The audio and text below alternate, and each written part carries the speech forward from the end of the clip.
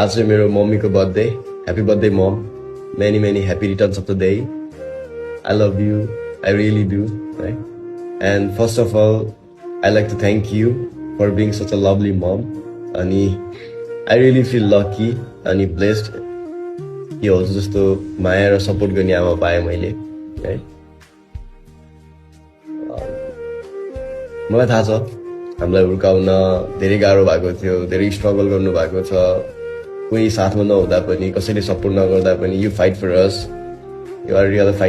real fighter mom and you are not only mom you are best friend to me क्या हुन्छ नि मैले हरेक कुराहरू सेयर गर्थेँ हरेक कुराहरू एउटा बेस्ट फ्रेन्डले जस्तो सुनिदिनुहुन्थ्यो थ्याङ्क यू सो मच अनि when I was broken and I was all alone you were there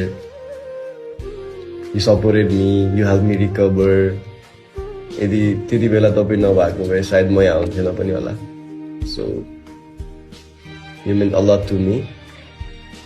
अनि लास्टली हजुरले सोचेको जस्तो चाहेको जस्तो छोरा त बन्न सकेको छैन म होइन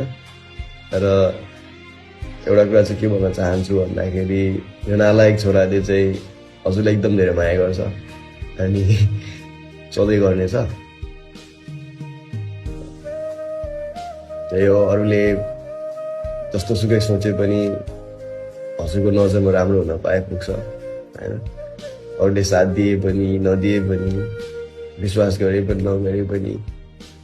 हजुरले साथ र विश्वास गरिदिए पुग्छ so once again happy birthday and I love you mom I really do